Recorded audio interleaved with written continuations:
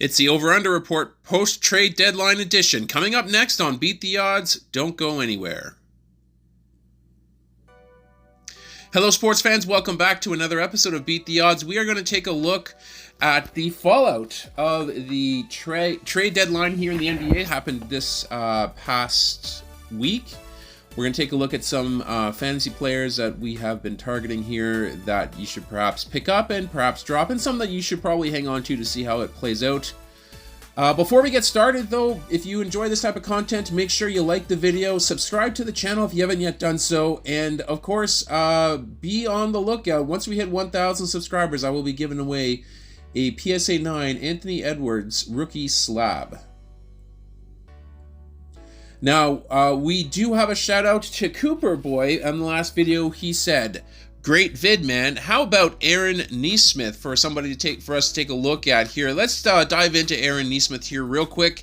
Currently owned in 8% of Yahoo leagues. That's actually dropped quite a bit over the course of the week here. 27 minutes per game last week, 5 points, 3 rebounds, 1 assist. 1.7 assists, 20% from the field and 83% from the line.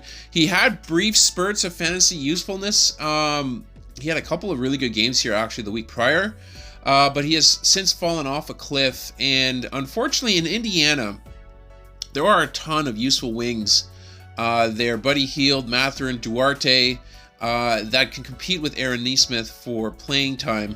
So if he continues this cold spell of shooting that he's on here, that may lead to fewer minutes going Aaron Nesmith's way. So keep an eye on him.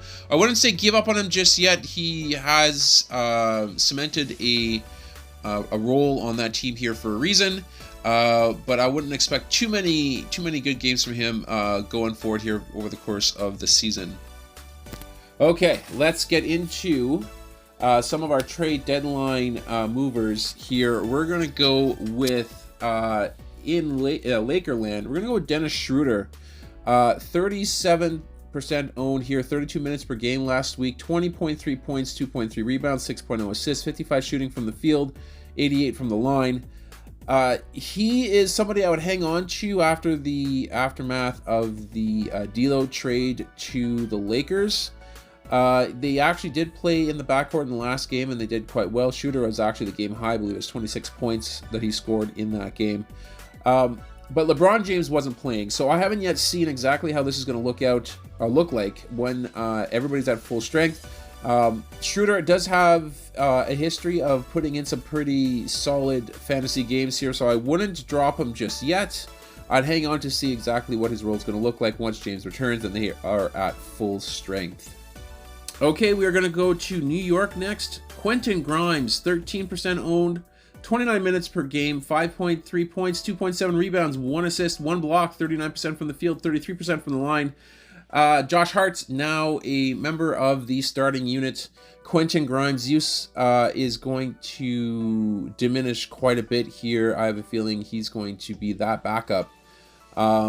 He, I think, had 18 minutes in his last game, so it's already showing that he's not going to be given the opportunity to really run in the New York system here, possibly for the rest of the year, unless somebody, of course, gets injured. Then I would be picking up Quentin Grimes en masse.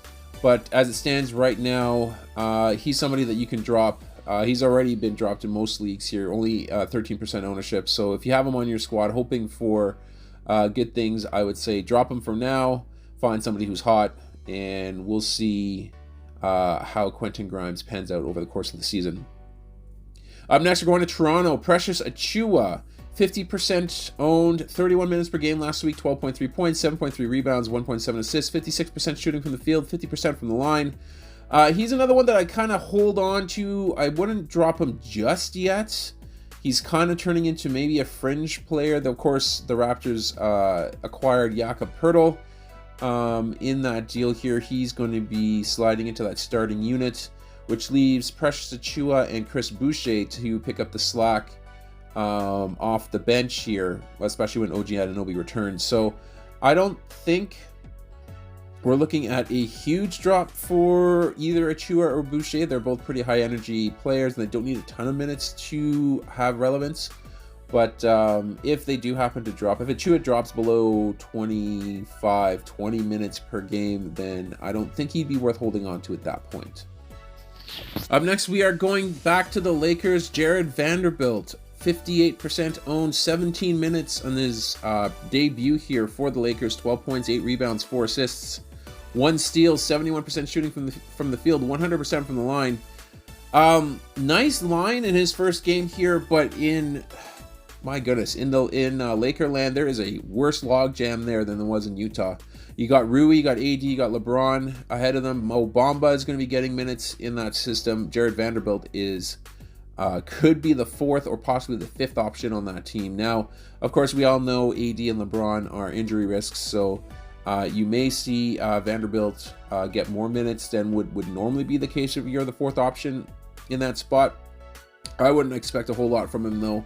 I think that 17-minute mark is something that you can kind of count on going forward, and I doubt you'll see those type of stats over the course a 12, 8, and 4 coming out of Jared Vanderbilt with those minutes on a regular basis. And finally, let's go to Clippers. We're going to go with Mason Plumlee, 69% owned, 31 minutes per game last week, 10 points, 7 rebounds, 3 assists, 44% shooting from the field, 67% from the line. I would figure that Plumlee's in for about a 6-minute per game decrease in Clipperland here, which may give him about a 20% drop in counting stats, which kind of makes Miles Plumlee a fringe player to own in fantasy. If Zubac is healthy, Plumlee is not solid enough to hold a roster spot for. So keep an eye on Clipperland, of course. You never know what happens when you get a new person into the fold. We'll see how he kind of fits in here, but I'm not hopeful that we should see any major lines coming from Plumlee here over the course of the rest of the season. All right, let's take a look at some guys who may be in some better positions now after the trade deadline. We're going to start in Brooklyn with Cam Thomas, 72% owned, 32 minutes per game last week, 31 points, 4 rebounds, 3 assists, 45% shooting from the field, 93% from the line. Now, of course, Cam Thomas did get relegated to the bench with the influx of Suns players that have now joined the team. But even off the bench, without Kevin Durant and Kyrie Irving, you can expect that Thomas will still have a prominent role in scoring off that bench here. I would kind of akin him more to like a Norman Powell for LA. He might play in some type of role similar to that. But of course, if somebody is hurt, then he slides into that starting lineup and is an immediate microwave for scoring. Up next, let's go to Dallas. Josh Green, 38% owned, 39 minutes per game last week, 20.8 points, 5 rebounds, 2.8 assists, 63% shooting from the field, 86% from the line.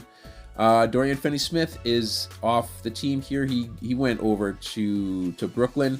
That departure kind of unleashes Josh Green onto the fantasy landscape. The way that he's been shooting of late, I wouldn't be too surprised if he moves ahead of Christian Wood as the third option on offense.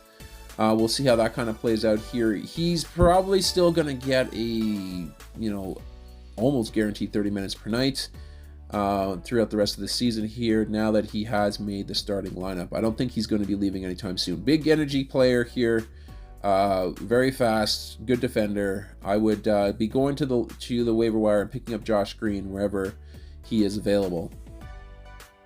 Up next in Houston, Kenyon Martin Jr., 46% owned, 35 minutes per game last week, 16.7 points, 6.3 rebounds, 1.3 assists, 1 steal, 1.3 blocks, 70% shooting from the field, 80% from the line. Eric Gordon is out. KJ Martin and Terry Easton, to some extent, should be absorbing the majority of those minutes, so I imagine that KJ will be sticking around the starting lineup here throughout the rest of the season, especially with the tanking team. We'll see how he kind of runs here. Expect solid production, nothing too flashy. He'll chip in with threes, he'll chip in with defensive stats here on occasion, but he's certainly worth a look in 12-team leagues. So if he's available out there, I would go and grab him there too, at least for the short term, to see how he plays out here this week. Now we're going to San Antonio. Zach Collins, 50% owned, 23 minutes per game, 13.3 points, 5.5 rebounds, 2.8 assists, 55 shooting from the field, 73% from the line. Pirtle is out, of course, of San Antonio. Zach Collins slides in as the new starting center. Nice to have a starting center on your fantasy squad, but I wouldn't expect too much from Collins. He's not going to light the world on fire here with his play, but he is going to be solid enough to be owned in most 12-team competitive leagues. And then finally, we're going to go to Charlotte. Mark Williams, 54% owned, 23 minutes per game last week, 8.7 points, 8.3 rebounds, 1.7 blocks, 65% shooting from the field, 50% from the line. Mark Williams is more your prototypical energy big. He's going to get you blocks. He's going to get you rebounds. Not going to chip in too much for scoring. Not going to be passing the ball a whole lot. More your pick and roll type guy or finish at the rim type guy. Very good player to own if you're looking to try and get a bit of a lead in rebounds here throughout the rest of the season and blocks. I would be looking at Mark Williams now with a bit more of a prominent role. I would say that he's likely going to edge closer to the high 20-minute mark as the season comes to a close. And that's going to do it for this episode, guys. I hope you guys enjoyed this content. Again, leave a like on this video if you do. Subscribe to the channel if you haven't yet done so already. We are going to sign off for now, but we are going to catch you guys on our next episode.